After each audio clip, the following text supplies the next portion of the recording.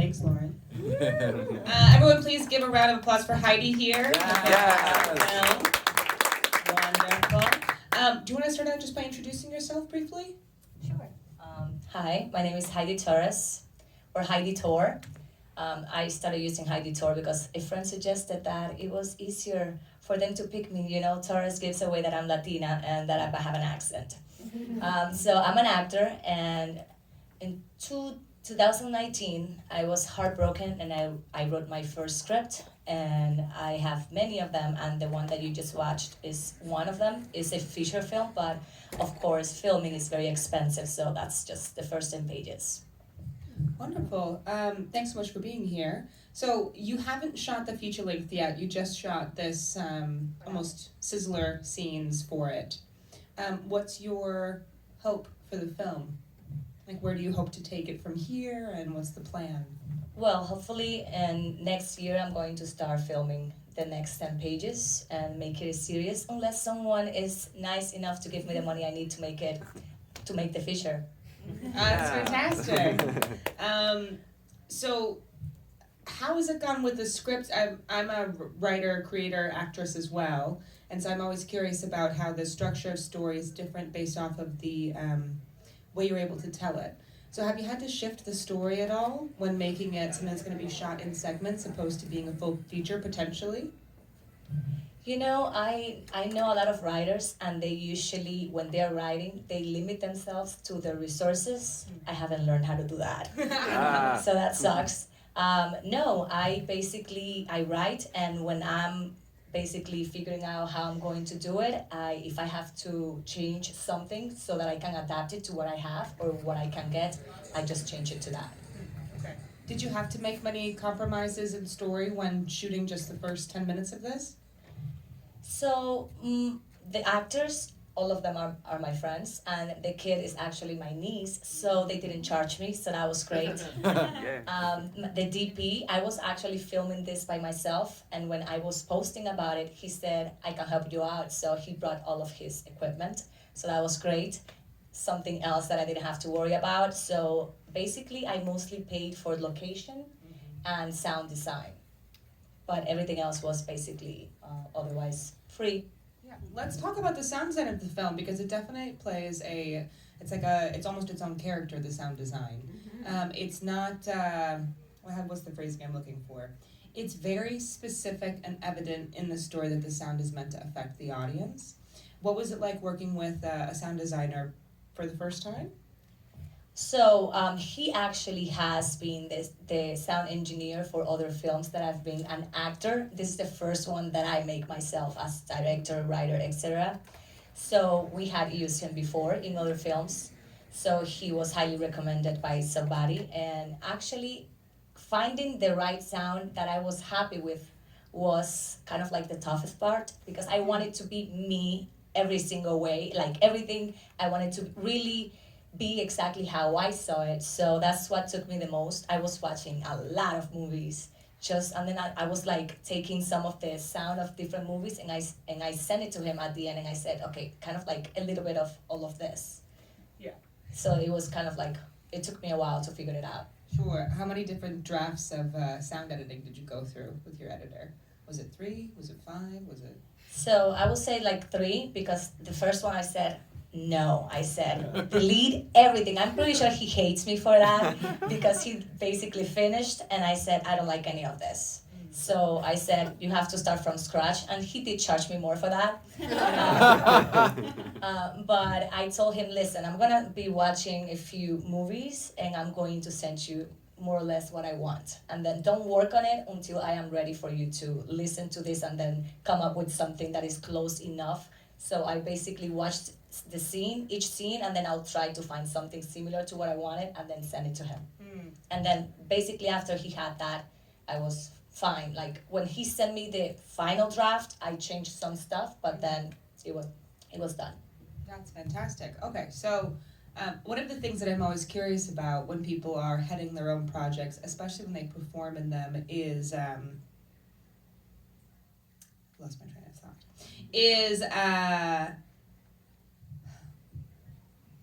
I'm sorry, Heidy. No, it's okay. When people are in charge of their films and they're doing multiple aspects of them, yes. How you learn as someone who hasn't made a whole feature length yet, is it the different languages that departments speak? In my film, I hired a sound composer as well, and the same thing happened to me. Where the first draft, I was like, did I make a big mistake? Should there be no sound score for this film? Because it was just, it was backwards compared to how I had imagined it. What was it like learning about the different aspects of like how to communicate your vision as a filmmaker to your cinematographer, to your sound design with other actors? It was hard. It was hard because I'm an actor, but I've always been the actor who, like, they say cut, and instead of leaving, I stay to see what everybody else is doing. So that's how I got interested in directing my own films. But at the beginning, it was hard because, you know, sometimes, especially when you're not paying for it, you don't know how to tell the people, hey, this is what I want, you know, because you feel like you're kind of like imposing. So it was kind of hard for me, but then I talked to a friend with a lot more experience. This is what he does for a living, and he said, who's the director? And I said, me. And then he's like, so that's your answer. When I asked him how I should tell, this is what I want, and I'm not going to go with what you are suggesting. Mm-hmm. So he basically said that. I was like, okay. So I just went, I'm the director, so I make the decisions, even though I was not paying for that. Well, you pay for it in different ways, don't you? Right? With time, with thought, with your energy, with your network, right? So it's interesting to try to establish yourself as like the leader of something when everyone really is just donating their time for you. Yeah. Fantastic. Okay, could you speak to the plot of the film? I'm so curious as to where the idea for it came from and how it might have shifted from the initial concept. Okay, so as I was speaking to you earlier, my family lives in Minnesota. So actually they just moved to Florida, so that's great. No more cold winters. So they lived in Minnesota, and I usually, before this year, I used to go there for Christmas. Every Christmas was in Minnesota, super cold. And my niece, my sister moved, and she was living in this house here, and my niece, she was 9 years old, and she had to walk many houses that way until she got to the end of the block to get the bus every morning, and then the bus will drop her off. And when I found out, I didn't like it. I said, you never know what can happen, you know? Even if it's just 5 houses away, you could have a weird neighbor, etc. Plus, my niece, we're Dominican, she had like this tiny, like women type of body, you know? I'm like, no, I didn't want that. So I was like, I could totally make a story out of this. And then my niece told me, she watched one of my films, and she said, I want to be like her. She said she wanted to be an actor. So I was like, So that's when I said, you know what? You gave me an idea some years ago. Let's put it in writing, and let's see if in reality you want to do this. So I wrote it, and then I brought her here so that we could film it. That's fantastic. So where does the plot line around... Oh, I wanted to make it interesting. You know, I've always, you know, it's very tough to be... I'm Dominican. I was born and raised over there, and you know they have the stereotypes that they give us when they give us roles. You know, and if I'm going to do something in English, they really want me to play this specific roles. So I said I want to write a role that they probably will not give me, and at the same time, you know, I love Angelina Jolie and all of those like action movies. So I definitely wanted to create something that I will enjoy portraying. And at the same time, you know, the worry that I have for my niece, as if something like that happens to her, I wanted to create, because at the end of the day, the movie, I don't know if I should give it away because that's basically giving you the story, but I want to highlight the fact that we don't talk a lot about the fact that we have human trafficking. So the movie is supposed to be very entertaining, a lot of action, you know, when I finish everything. But at the end of the day, I want people to walk away with, yes, I was entertained, but at the same time, human trafficking happens, even if we're not talking about it. Mm-hmm. So that's where I was going. I definitely wanted to be an entertaining movie, but at the same time to basically portray a story that happens to thousands of families in the United States. Yes, it does. It really does. So, if we were to look forward, you don't have to give it away, but if we were about to look forward into the script a little bit, will we find a connection between the job that our main character is doing versus her relationship to her daughter being human trafficked. Niece. Niece, in the film it's her niece as well, being human trafficked. Is Yeah. there a connection between who she's assassinating and who? You see, I'll be giving it away. FYI, so the fact that she is getting kidnapped is exactly what's going to, everybody's going to watch the entire film thinking that something happened. And at the end, it's going to be like something totally different from what people expect. Because the fact that she is a CIA agent will have people having different expectations as to what happened. So later on, you will realize that you were wrong. Great. Thank you so much. I have a question for you about the Florida filmmaking community, and then we'll go over to the audience for questions if anyone has one. So because you're our local artist, or one of the local artists in the festival, and a lot of us have traveled from other places to be here and aren't familiar with the filmmaking network in Florida, what is it like? It sucks. Wow, but you're here. Let me tell you, I am honored and I am lucky enough that I know people who really care, because what you find here a lot is that everyone is down for it when you come up with the idea, but when it's time to actually work, it's hard to find people who actually want to put in the work, especially if you're not getting paid. For example, my friends, whenever they have anything, whether I am in front of the camera or in the back, doing whatever, lighting, whatever it is, I will be there even if they're not paying me, because I know how hard it is in the industry. But unfortunately, I feel like people, they will say, yes, I'm gonna do it, etc. You do rehearsals, and the day you're filming, they just don't show up. And I've seen a lot of people going through that and trying to find people last minute. My first English film here, because I was doing everything in Spanish, was because a friend of mine was filming a short film for the 48-hour competition, and someone had bailed.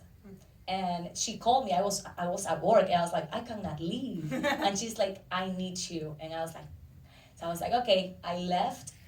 But because of that, I met everybody else who worked on my film, I met that day.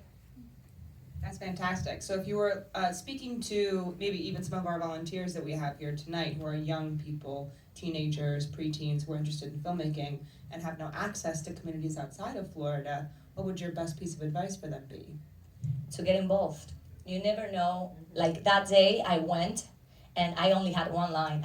When she called me, I said, how many lines? She said one. I was like, my line was FBI. And I was like, really? That was my one line. But the good thing is that I was supposed to be a lawyer, and I went against what my family wanted for me. But I did criminal justice. So when I did that one line, I was supposed to arrest somebody. So I started just telling the person his Miranda rights. So the director, who is now my friend, so when he had his next film, he remembered me because of what I did with the Miranda rights, which was not on the script. So that's how I met him. So, and one of my coaches always says, it's not the line, it's what you do with it. And also he always says that even if you're not doing something important, you never know who you're going to meet when you are working on a set. Whether you are acting, doing what you love, or whether you're just helping with the water. You never know who you're going to meet. That's why whenever I have a chance and my friends are working, I just go, even if it's to see what they're doing. Fantastic. Does anyone in the audience have a question for Heidy? Or? I see him. Yes! Sure, yeah. Hello, my name's Eddie. First time question here. You mentioned human trafficking. Obviously, that's a global concern, but having grown up in the DR, as you mentioned, was that something that you maybe didn't see firsthand, but that you knew was happening in those communities? No, not at all. It definitely happens in the Dominican Republic, but I was lucky enough to be from an area where crime was not a thing. My father was the prosecutor, so, and I'm from a very small town, so everybody knew who we were and nobody will mess up with us. So, yeah. Fantastic. Anybody else have a question? Well, then in response to that, so what drew you to wanting to, obviously it's a a problem in the U.S. But what was it that attracted you to that specifically then, at that specific issue to talk about? So when I was in college here, criminal justice, we see all of these issues usually when we're studying criminal justice. And I met somebody who works with survivors. So she will tell me the stories and all the struggles that survivors of human trafficking go through. So it's bad. And, they don't have enough resources to take care of everybody. And a lot of these women end up committing suicide. And it's very tough. So because she was taking classes with me, and she will tell me about her experience as a volunteer for that community. It's something that you don't forget those stories. And also, I am already past the age of someone targeting me. No, I do look a little bit younger than I am, but I'm past the age. But I have two nieces, and the idea of something like that happening to them. And when I saw my niece walking to take the bus, that was the first thing that I thought, So, yeah, and I feel like we should be talking about this because in the United States, people are so busy doing everything else that they do not realize that these are things that are actually happening. Over 100,000 kids go missing every single year, and we don't see this in the news. Like one case goes viral, but there are like other thousands that do not get the same attention. Lauren? Hi, I just wanted to speak up with the project. First of all, congratulations. Thanks. But I know originally when we had spoken, so just a backstory, Heidi and I have mutual friends, and I can definitely attest to just, our mutual friends told me, oh, come to this film festival, we have a friend that's screening, and then I happened to be walking through the bar that they were at. I wasn't even working or anything. And they were like, oh, this is her. And like Heidi gets involved, like follows right on Instagram right away. And I'm like, okay, I'll come to the screening. And that's how we met. And I remember when you submitted, I think originally it was short film. And I was like, don't you want to maybe submit as a pilot episode instead, because there's more to come. And so my question mainly is, what is next for this project? Because it's definitely, the audience really enjoyed it. Thank you. So yes, if you had asked me, I would want it to be a feature film. Mm-hmm. But of course, it's expensive. I just had a little taste of it, and yeah, it's definitely expensive. So what I'm going to do is just pay for it myself and just cut it in 10-minute episodes, basically. And you actually brought that up to me, and I said, you know what, I should start just doing whatever I can with what I have so that I can keep working, because unfortunately I don't have the luxury of just wait for people to call me. And Right. It was also an act of just fuck Hollywood and let me just even if it's not But you know what? That's what this festival is ultimately, right? Like 9 years ago when I started, people were making shows online because they couldn't see anything. TV has changed a lot in the last 5+ years, right? But initially, when the festival started, like TV and film didn't look like how it even does now. Like you forget how much has changed, and that's what people did. They put things online on YouTube for free. Now it's like a lot of it that submits to these types of festivals are password protected. But that's what Issa Rae did before she did Insecure and got HBO. And HBO is one of those networks that has bought a few web series, and Netflix has done the same thing. So I think you're doing the right thing, and that's what people started to do. They didn't see the LGBTQ community, they didn't see women, they didn't see minorities, and they put it online. And then festivals like this started popping up, and it's like, oh, I could submit to something, and then at least they have something for their IMDb page or whatever. But there was no place to screen anything independent. That was like this. That was a little bit different. Yeah, definitely. Just your suggestion as to put it as a pilot gave me kind of like opened the door for me to say, you know what, I'm just gonna do it myself, and I'm just gonna do 10 minutes at a time. Yeah. We've got one last question for you, and then we'll ask you to tell the people how they can find out more about your work. So I'm a big believer in say what you want, say what you need, and see what you can get, right? And I appreciate your gung-ho spirit, but if someone walked through that door and said they'd give you however much money you needed to make it a feature, how much money would you want? Not how little could you do it for, but how much money would you really want to make it? Oh, You know, that's a hard question. I've never thought about how much money it will cost, but of course, if I want it to be the way that I want it, it's probably, if you ask me for a number and I want to be nice, I'll say give me 50 million. Right.